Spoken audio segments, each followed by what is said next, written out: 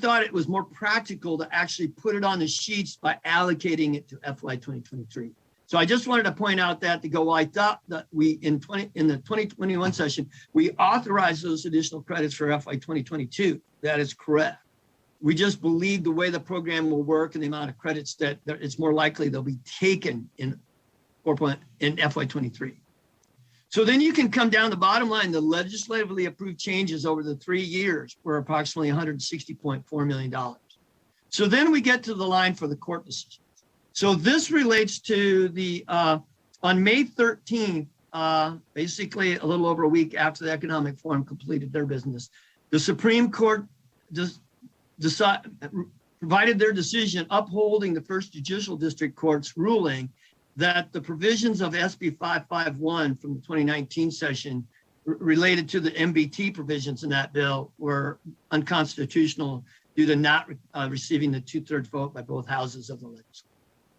So because of that, then what ends up happening is the actual tax was paid in FY 2020, in all of FY 2020, and the first 3 quarters of FY 21 at the higher rates. So because of that, then the taxpayers that paid at the higher rate, they're entitled to refunds plus interest. Then effective April 1st, 2021, that is the 4th quarter of FY 2021, taxation then implemented the lower tax rates that were required by the court ruling. And thus those lower rates then became effective from April 1st, 2021 going forward. So again, what's going on here is we have to have refund, including interest considerations for all 4 quarters of FY 2020 in the first 3 quarters of FY 21, and then rate reduction estimated impacts for the 4th quarter of FY 2021 and all 4 quarters of FY 2022 and FY 2023. So you can see then what we're estimating here, that the total amounts here by fiscal year, and one of the difficulties we were, as budget and fiscal staff working with taxation, is when things happen close to or at the end of a fiscal year, then it becomes a much more difficult mathematical exercise to figure out just, well, what is the estimate, and then getting it allocated between fiscal years as you're crossing over that boundary. But here you can see the anticipated or the estimated impact for the refunds and interest and the tax rate reductions by fiscal year. So that's approximately 196.7 million. So when you come down to the bottom line here, you can see that for FY21, clearly the net effect was that we're lowering the Economic Forum's May forecast by this $87.7 million. For FY 2022, you can see the legislative actions were estimated to generate approximately 83.8 million, but then we're estimated to lose 55.3, or that's a net $28.5 million between the legislative approved decisions and the court decisions impact. Going to FY 23, you can see it's the 76.5 million that we added for ledge actions, and we're estimated to lose 53.7 million for the court decision impact, or that's a net plus of 22.9 million. But the net, it's a net negative of $36.3 million over the 3 years. So that's why you went from the 909.7 million to the 873.4 million as the net adjustment. And then just here in table 3 is to itemize out the estimated impacts due to the court decision as it relates to the portion attributable to the refunds and interest that have to be provided for those 7 quarters of FY 2020 and FY 2021. And then the middle block is the estimated impact due to the rate reduction for the 4th quarter of FY 21 and all of FY 2022 and 23. And then again, the totals. So that was the intent of these tables, to just allow the documentation of the court decision as it's interacting with the legislative actions for the net effect. So that was the information that I wanted to share with regards to, this was the information also presented to the Economic Forum. You possibly saw some of it written up. So quickly, I just wanted to go up and to go through the table just to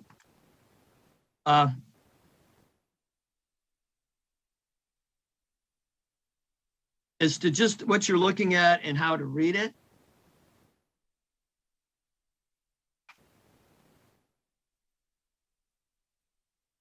So in table 2, this is where we're actually going in and showing you the legislative actions that would affect unrestricted general fund revenue sources. And if we did an estimate during session that was available during session and or after session, reviewed the bill, worked with the people that we could to get information, then we would do an estimate. So the largest one, as probably most of you remember, is the new the new tax on the gross revenue of those mining businesses that are in the business of extracting gold and silver. And so you can see there the estimated 83.8 million and the approximately $81 million for FY23 from that new tax. I think it is worth pointing out here just this tax is required to go to the general fund for FY22 and FY23. Beginning in FY24, then it's required to be deposited in the state education fund. And then also is part of this bill that the net proceeds of minerals general fund portion, that beginning in FY24 will also be going to the state education. So you see this new tax on the sheets here for 22 and 23, but it will not be being forecast by the economic forum for 24 and 25, but they will have to do an estimate for FY23 when the forum convenes a little less than a year. And then I'm not going to go through all of them. We've attempted to give you the brief description of what some of the other legislative adjustments are. And you can just, so if you don't see numbers there, it's either we couldn't do an estimate, or you'll see we can figure out what the anticipated direction of the impact is, but most likely it was de minimis. So we didn't have an estimate, or we couldn't do an estimate. In terms of when you see some of these, but you don't see numbers for them, it's not that they're missing. It's just that we didn't do it. And then again, you can see the modified business tax court decision impact also itemized in table 2. So, Mr. Chairman, that was the comments that I wanted to make with regards to this set of tables. So if there are any questions on this set, maybe it's best to try and address them here, because then I'll quickly share the other two, and it'll prevent me having to try and keep swapping back and forth. Thank you. It's a good plan. Does the committee have any? I'm sorry, I'm trying to get to my gallery view here so I can actually see the folks. Does anyone on the committee have any questions for Mr. Gendon now before we move to the next tables? And it does not look like we do, so please go ahead, Mr. Gendon, and we'll go to the next set. Okay, thank you very much.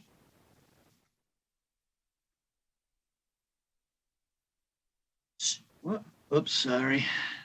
It did not. I realize I gotta slow down here just a little bit, because sometimes when you get out and get back in, it doesn't want to pick up. Okay, there we go. So this is the second set of tables, and you'll see it at the bottom in the tag. It's titled Handout 2. It has the orange shading on the far right-hand side of the set of tables. And this is the set of tables that was provided to the Economic Forum, that it takes the Economic Forum's December 2020 forecast and their May 4th, 2021 forecast. And again, both of these sets of forecasts are now, to the extent there were adjustments done for legislative actions and court decisions, those have been incorporated into these forecasts. And that's why you see in the title the word adjusted with the asterisk for the note. But I just wanted to point that out, because this is the nature of the Economic Forum producing forecasts under current law, and then the legislature can make changes. And again, this time we had court decisions effect. But basically, this is taking the Economic Forum's forecast and comparing it to the actual collections that came in. So you see that in this column, the actual collections for FY21 that have been reconciled against the controller system for what was posted by the agencies responsible for administering and collecting each revenue source. And so that's what you're seeing here is the form's forecast for December and May, again, adjusted for any ledge actions or court decisions. And so then you see here the FY21 forecast, and then you're seeing the dollar difference in terms of the actual minus the forecast. So a positive number means the actual collections came in above forecast, and then we're just showing you the percent difference. And thus, I'll get to the bottom line, but you can see the main drivers here, that the state 2% sales tax came in approximately $83.3 million over the forecast. And then the gaming percentage fees, gross before tax credits came in approximately $52.1 million over the forecast. And so the bottom line, you can look through some of the other ones if you care, but the bottom line is the total unrestricted general fund revenue sources, the actual collections were approximately $226.2 million above the May forecast that would have been incorporated into the 2021 legislative actions when they're developing the budget during session for the biennium that we're in. And so that's all I wanted to do is go through that table so you sort of know what information is in there and how to read it. I think one of the things that you can take away from this is it's difficult forecasting sometimes in general, but it's particularly difficult forecasting in a pandemic. Because one of the interesting statistical results that I'll just share with you is that, remember, odd numbered fiscal years, the economic forum actually produces two sets of forecasts. One, it's the current year like it was for this cycle, when it's the second year of the biennium of when you're in session. But remember back in December 2018 and in May 2019, that the forum was doing a 2-year ahead forecast for FY21. And clearly in December 2020 and May 2019, we weren't thinking about forecasting 2021 under a pandemic, right? The pandemic wasn't on our radar. We were just thinking, hey, what do you think the economy is going to be doing in forecasting? Well, when we went and looked at this, the economic forum's forecast, as well as all the other forecasters who prepared state 2% sales tax forecast back in December 18 and May 2019 for FY21, those forecast errors are significantly lower than what you see here in this table I'm presenting to you. So it's one of the, right? It's one of those, well, that's the metric that comes out. But it's one of those odd things is that we actually did better at forecasting FY 2021 as a pandemic year when we weren't forecasting it as a pandemic year than we did in May 21 trying to forecast it as a pandemic year. So I just think I would share that some of the results that come out of how difficult I think forecasters are dealing. So with that, Mr. Chairman, if there are any questions on that table, but I will just then bring up the last table if there aren't any, and just go through that quickly. So I would like to reach out to the committee before we move on to the last set of tables. If you have any questions, anyone on the committee has any questions on this set. All right, please go right ahead, Mr. Gendon. Okay, thank you. And so the last set of tables are the ones with the, it's got handout 3, but it's probably the most identifiable because it's got the yellow, orange, and green shading. And so I am not going to go all these tables, but what I wanted to do is just try and go through so that an individual know what they're looking at and how to read it. Because I think there is interesting information in here. So these are the tables that we keep updating periodically, generally after the end of each quarter when the quarterly revenues are posted. And so the yellow here is showing you the FY 2021 actual. And so we actually are showing you what the actual percent change was for FY 2021 actual compared to FY 2021 actual. Then just to the right of that, this is the forecast that the Economic Forum did in May 21. So that would be the forecast of FY 2021 compared to the actual. So you can see we're forecasting this pandemic world. We thought FY 2021 would grow 2.3%. It ended up growing 9.1%. So then we go over to the orange. This is the FY 2022 forecast. And so you can see then the Economic Forum projecting FY 2022 compared to their estimate of FY 2021, we were projecting that it would grow 4.8% in growth from forecast to forecast. But because of actual collections came in so much higher, it's just 9.1%, we can actually now fall 1.8% in FY 2022 and still hit this forecast of $1.3 billion. So that's what we're looking at is, okay, so that's what this table is showing you. Hey, here's the FY21 actuals. What did they forecast? What did it come in at? And then because of what it came in at above or below the forecast, what does that mean for now the adjusted growth rate that we would have to meet on average each month to be able to achieve that forecast on which the budget was built? So then what table 2 does is it's now yellow again as FY21, but it's the actual year to date. And so you see in parentheses for the revenue sources listed in this table, the number of months of actual information available. And then for those that are quarterly revenue sources, the quarter. So principally what we have here for the monthly revenue sources is 3 to 5 months of actual revenue and the first quarter for the quarter. So again, looking at sales tax, we have 3 months, July, August, and September of FY22. So we take the first 3 months of FY21, show you that here, and what the actual growth rate is, and just then tell you what is it as a share of the total fiscal year. Then we come over and show you what the actual year to date is for FY 2022. So you can see that it's actually up 28.6% to the first 3 months. So then here would be the forecast year to date. And we're simply to get that number, we simply take the fiscal year forecast and multiply it by the fiscal year to date actual for FY21 to get the forecast. Because it's sometimes difficult in general, but it's even more difficult in situations like this to take, all the form does is they approve a fiscal year estimate. So we're attempting to interpolate a fiscal year forecast into either a monthly year to date or a quarterly year to date forecast. So the methodology that we use works fairly well in normal times. It can get distorted in times like this. But you can see then when you look at this, that we're approximately the $91 million above forecast for the sales tax. Just take 2%.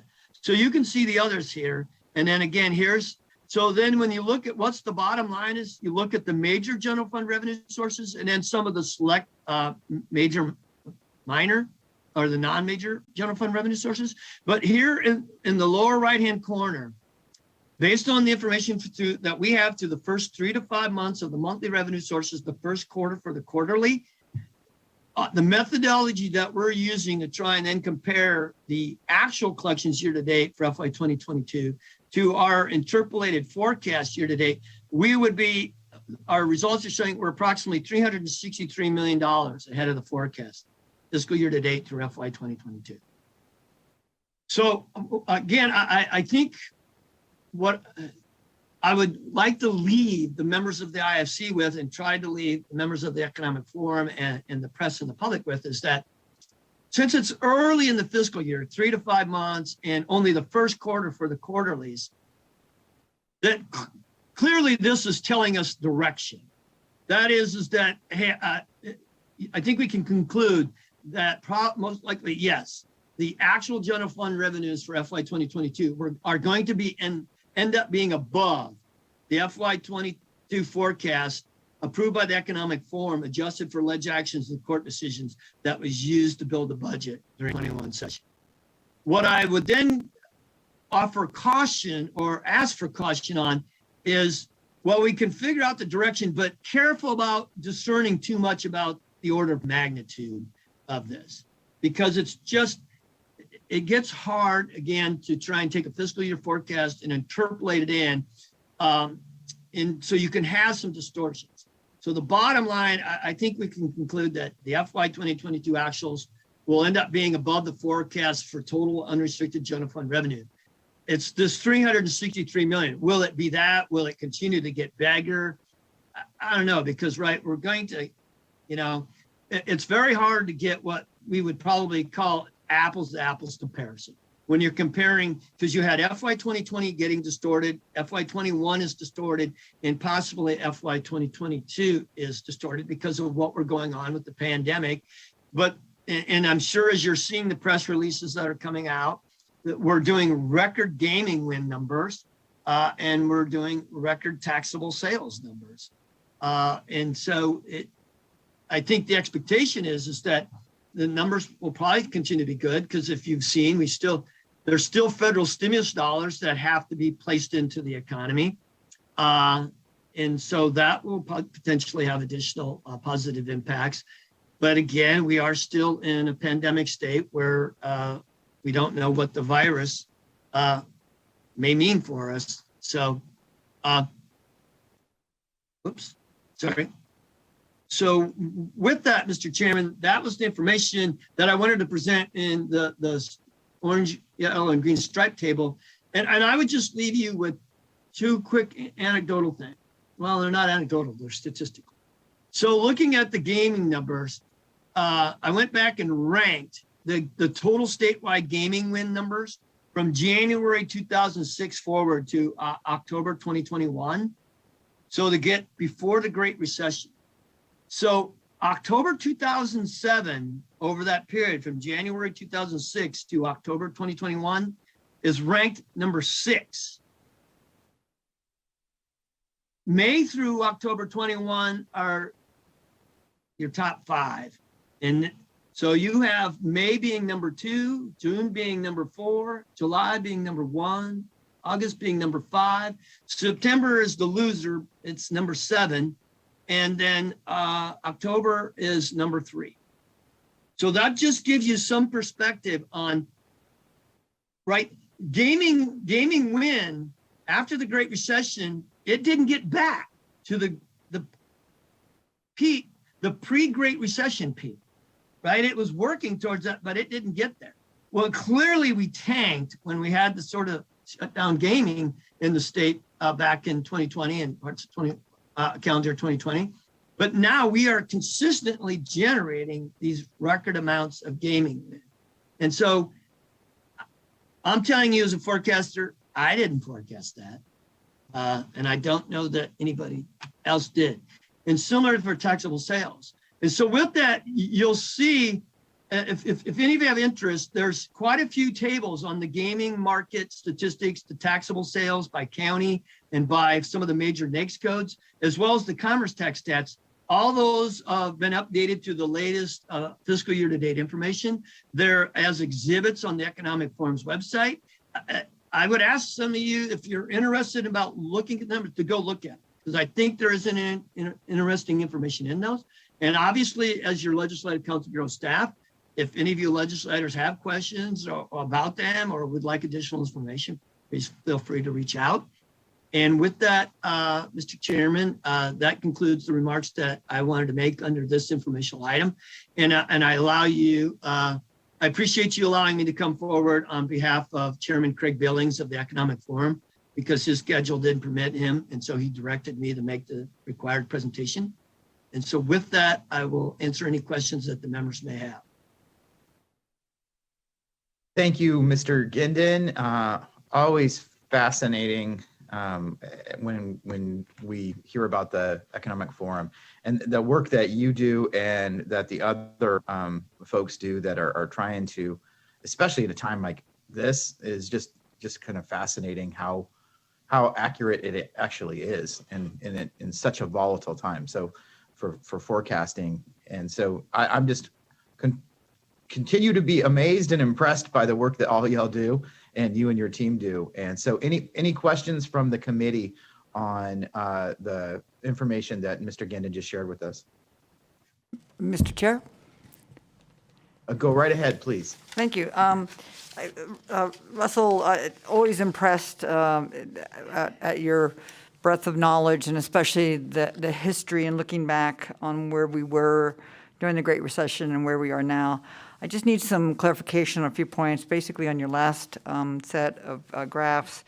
Your statement that we are ahead $3.6 million. That's actual ahead in gaming revenue or overall revenue? And you said mentioned the quarter. So would it be the last quarter that we are $3.6 million ahead? I just needed some clarification on that. And then I have a follow-up question, if I might, Mr. Chair. Thank you. Again, for the record, Russell, again, so it would be page 2 of table 2, again, and that's what you're referring to, the yellow, orange, and Right. green stripe. So if you see in the far bottom right-hand corner, that's 363.2 million that we would say were the actual general fund collections fiscal year to date are above the forecast just year to date. And so that year to date information set would be the first 3 to 5 months of the monthly revenue sources for the actual collections compared to our estimated year to date forecast. And then it would be for the first quarter of the quarterly revenue sources, such as the modified business tax is not monthly, it's quarterly. And so that's what that metric is that you see there, that based on the methodology that we use, we know the actual collection amount. If you look to at the bottom of the orange column under fiscal year-to-date actual, that we have $1.42 billion in actual collections year-to-date. And so our interpolated forecast year-to-date is the 1.057 that you see under the green column, Right. fiscal year-to-date work. So then the difference between those is that 363.2 million. And that's what we would, if this was totally spot on, that's what we'd be running ahead of the forecast at this point in time in FY 2022 compared to the forecast that was used to build the budget during the 21 session. Again, adjusted for the legislative actions and court decisions. Great. Thank you for that clarification. Also, so that's under, we heard about the gaming, we're ahead. Can you clarify where we are with our mining taxes? There was so much energy in this last regular session regarding mining taxes.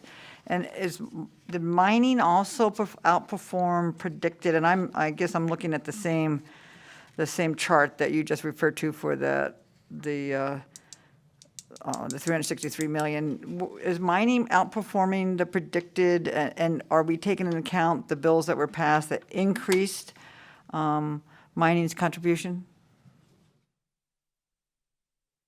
That's a very good observation. And the honest answer is, I don't know. And the reason why I say that is because both the net proceeds minerals tax and the new tax on the gross revenue from those businesses engaged in extracting gold and silver, they are based on making a payment in a fiscal year based on the preceding 12-month calendar period. So it's neither a monthly or a quarterly tax, it's an annual tax. And thus they're not required to provide any even informational reports monthly or quarterly as to how their gross proceeds or their or gross revenue would be doing for the new tax, or their net proceeds would be doing for the net proceeds of minerals tax. So my guess would be, given what's continued to go on with the economy and where gold prices have been, if you had to ask me, possibly the forecast that could be on the sheets for those two revenue sources, the net proceeds of minerals and the new tax on the gross revenue for FY 2022, might be low. But I don't know, because I don't have any information, because for the net proceeds of minerals tax, the mining companies will file their returns on or before it's sometime in early to mid-March of 2022 for calendar year 2021 and pay the tax on that. And then it's April 2022 that they will file for calendar year 21 and pay the tax based on their gross revenue under the new tax. So I would love to have information, but I just don't have anything that I can report to you, Assemblywoman. So we're basing what we do have then on past history of at certain rates, because it's such a volatile industry based on the minerals themselves and their costs, because it's a commodity. So I understand and I appreciate how much information you are able to gather with such a volatile numbers, and just want to thank you for all the information.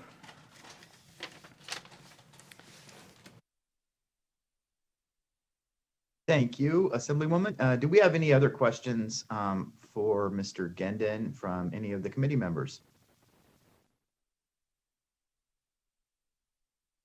All right. Seeing none, I thank you very much, Mr. Gendon. I appreciate that information, and I'll continue to try to digest a lot of what came out of today, your presentation, but also Economic Forum earlier this week. The one thing I found the most kind of striking was as we're setting all-time records for revenues in the gaming and hospitality sector, we still have persistent unemployment in that same sector. And there seems to be quite a disconnect there. And I'm kind of curious when we're going to see that alignment maybe a little better aligned. Our number one area of unemployment is gaming and hospitality, yet it continues to have set record numbers in both attendance of events and occupancy and revenues. So thank you for that information. And with no other questions, that is our last order of business for the day before we move on to our final agenda item, which is public comment. Unless I am missing something, and I'm sure Mr. Thorley and his staff will remind me if I am, but I think that takes us to public comment. And so broadcast services, if you could see if we have anybody on the line for public comment. And I do want to remind them, anyone who's commenting, of what I mentioned earlier in our first public comment, that we're limiting the comment to 2 minutes each person, and we will get started.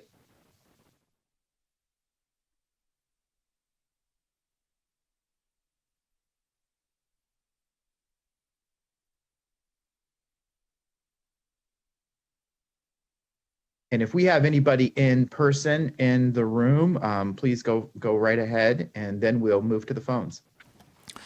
Thank you. Kent Irvin, KNT-ERVIN for the Nevada Faculty Alliance. Good afternoon, Chair Brooks and members. I have submitted longer written comments. First, I would like to echo the comments of Delaney Howard of Ask Me this morning regarding restoration of state worker benefits through PEB. The cuts to PEB have been distressing to our state employees who have continued serving the public on the front lines. There is apparently hesitancy to use American Rescue Plan Act ARPA funds to cover budget items that could continue in the future. Based on our discussions with our congressional delegation, we believe that ARPA is clearly intended to help fill state budget holes due to the pandemic. Indeed, the $1.1 billion in revenue loss funds that have been transferred to the State General Fund is based on that premise. Also, the legislature already authorized ARPA funds to restore state positions that were cut due to the pandemic hiring freeze. That is a one-time use, but the positions are intended to continue with regular budgets in the future. Full restoration of PEB benefits ought to go along with those restored positions. The Economic Forum news that state revenues are exceeding forecasts by $589 million for FY21 and so far this fiscal year should relieve doubts about future funding. But it is an even easier lift to use ARPA funds to reimburse PEB for COVID testing and treatment expenses starting in January 2022 after the CARES Act runs out. That would relieve some of the pressure on PEB, but instead testing for unvaccinated employees is being pushed onto PEB to self-fund. The PEB board has already started setting plan design for FY 2023, so any delays means making employees suffer for another year. Please use your influence to help fix this. Thank you. Thank you for hanging in there all day, Mr. Irvin, and thank you for your more comprehensive comments that you've submitted. And do we have anyone else in the room in Carson City? Mr. Chair, there's no one else in the room in Carson City. Thank you, Mr. Thorley. Can we go to the phones then, please, and see if and that should have given anyone sufficient time to dial in. Thank you, Chair. If you would like to speak in public comment, please press *9 now to take your place in the queue.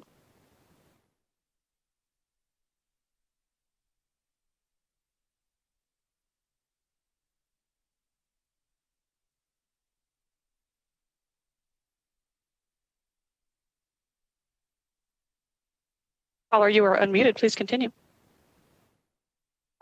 Thank you, members of the committee. My name is Ana Viatoro, VILLATORO, and I represent Children's Advocacy Alliance. The COVID-19 pandemic continues to place undue burden on children and families in Nevada, but luckily concerns over health care access has been minimized throughout the public health emergency by keeping kids enrolled in CHIP, known locally as the Nevada Checkup.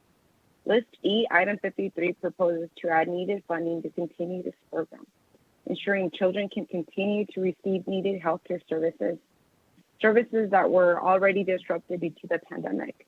We ask that you support and approve additional funding for this program, and thank you for taking action to keep Nevada's kids covered. I would also like to thank this committee for taking action to address health disparities in infant and maternal mortality in item 50. I encourage the committee to consider long-standing solutions to address maternal mortality and disparities. Maternal mortality rates are higher in the U.S. than in any other industrialized nation, and Black and Hispanic women are dying at higher rates than their white counterparts. Presently, Nevada Medicaid covers those who have given birth for only 6 days postpartum. However, roughly 24% of pregnancy-related deaths occur between 6 weeks and 1 year postpartum. Research suggests that expanding postpartum Medicaid coverage can minimize higher mortality rates and disparities. For your review, Children's Advocacy Alliance has submitted exhibits, policy briefs that outline solutions to improve access to healthcare for children and address maternal health in Nevada. Thank you. Thank you. Do we have anyone else on the lines for public comment?